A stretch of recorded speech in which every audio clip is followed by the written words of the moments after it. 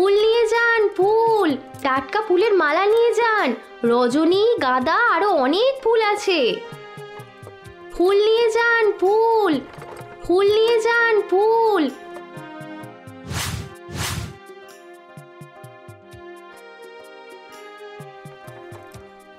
বৌদি, ও রানু বৌদি, এই নাও তোমার মালা। 4টে গাঁদা, 4টে রজনীর আছে।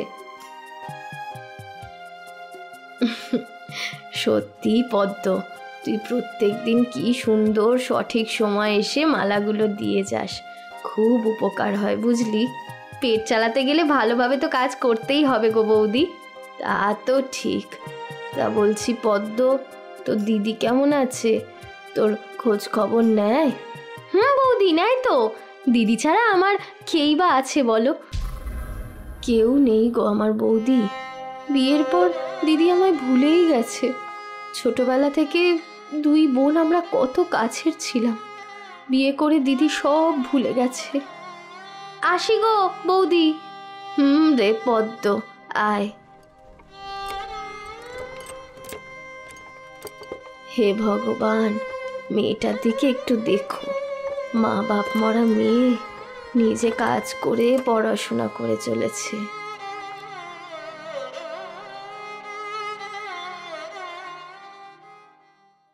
এই টাকাটা কাল ফুল আনতে যাব। এটা মুদিখানা আর বাজার খরচ, আর বাকিটা সেভিং। যাই, ভাত কটা খেয়ে নি।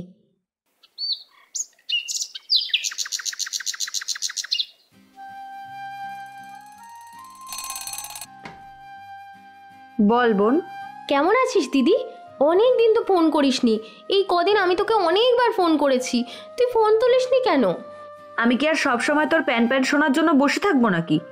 কি বলতে ফোন করেছিস বল। তুই এখানে কবে আসবি দিদি? যাব না রে। এমনি এমনি কি আর এত বড় লোকের ছেলেকে বিয়ে করেছি? এখন আমি দামি দামি গাড়িতে করে ঘুরে বেড়াই, কত কত শপিং করি। তুই কি এখানে আর কোনো দিন আসবি না? না রে, ওই কুড়ে ঘরে ফেরার আর কোনো ইচ্ছে আমার নেই। এই শোন, আমাকে বারবার ফোন না করে যেটা বলছি শোন। অনলাইনে একটা বড় লোকের ছেলেকে পটা। ওরা তো সুন্দরী মেয়ে দেখলেই প্রেমে পড়ে যায়, যেমনটা আমার সাথে হলো আর কি। আমি অন্যের টাকার জোরে বাঁচতে চাই না দিদি। বাবা মা তো আমাদের তেমনটা শেখায়নি বল। আমি পড়ালেখা করে নিজের পায়ে দাঁড়াতে চাই। দেখ কবে সেসব করতে পারিস। আমি এখন রাখলাম। তোরা যে কেন সোজা কথা বুঝতে পারিস না আমি বুঝি না বাপু।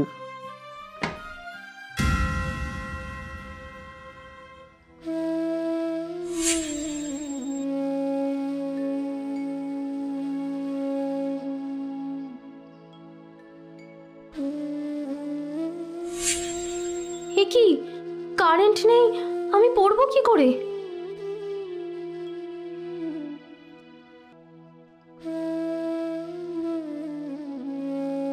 তার মানে কারেন্টের বিল না দেওয়ার কারণে বোধহয় কানেকশন কেটে দিয়েছে। আমার কাছে যে অত টাকাই থাকে না, কি করে দেব আমি? আমাকে আমাকে আরও কিছু কাজ করতে হবে, আর সেই সঙ্গে ভালো করে পড়াশোনাও করতে হবে।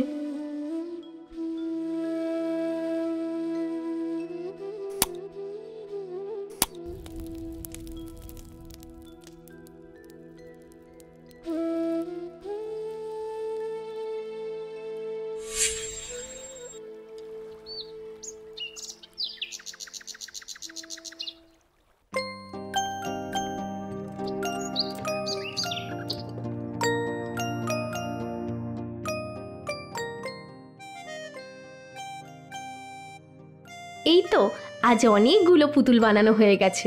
হরেন কাকা বলল রোজ অনেকটা করে এমন পুতুল তৈরি করতে পারলে তাহলে ভালো টাকা আসবে, তাহলে আমার আর এত টাকার অভাব থাকবে না।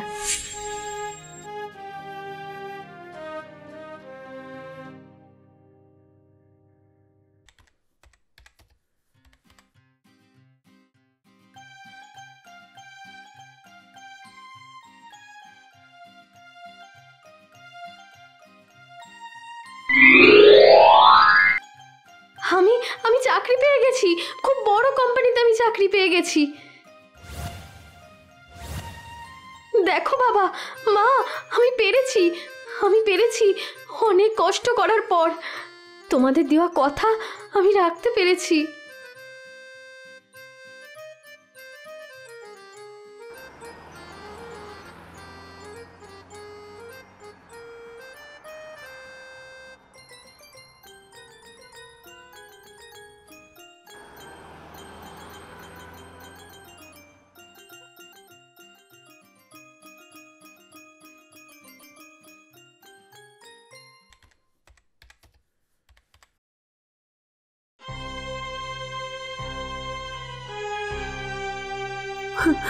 বোন, বোন কেমন আছিস তুই?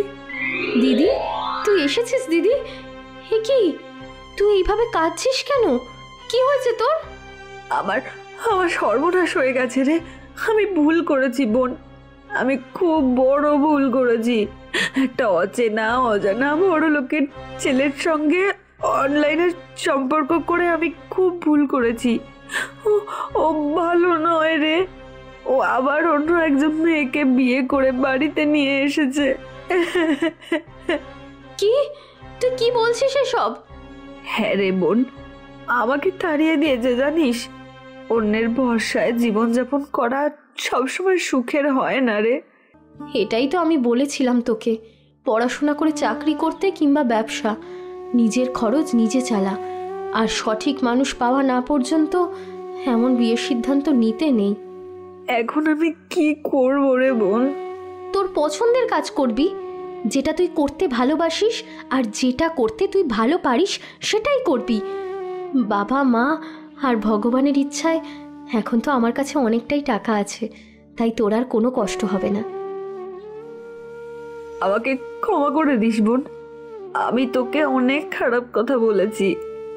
আমাকে ক্ষমা করে দিস। তোর খারাপ সময়ে আমি তোকে ভুলেই গেছিলাম। এখন আর কাঁদিস না দিদি, এবার চল আমরা খেয়ে নিই। খিদে পেয়েছে নিশ্চয়ই? হ্যাঁ রে, খুব খিদে পেয়েছে।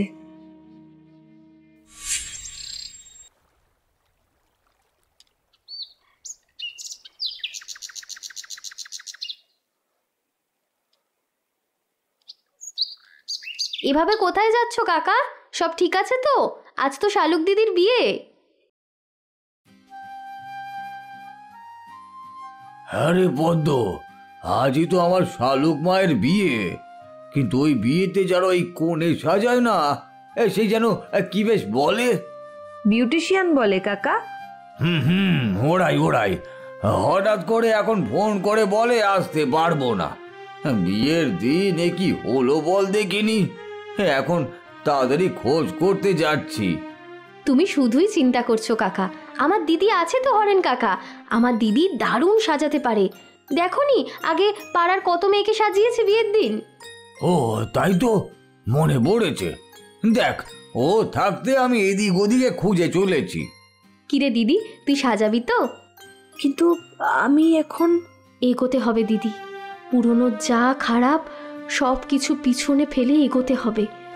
শুধু এক ভুল আর দ্বিতীয়বার যেন না হয়, আর অতিরিক্ত লোভ যেন কখনো না হয়। তবেই তো জীবন সুন্দর।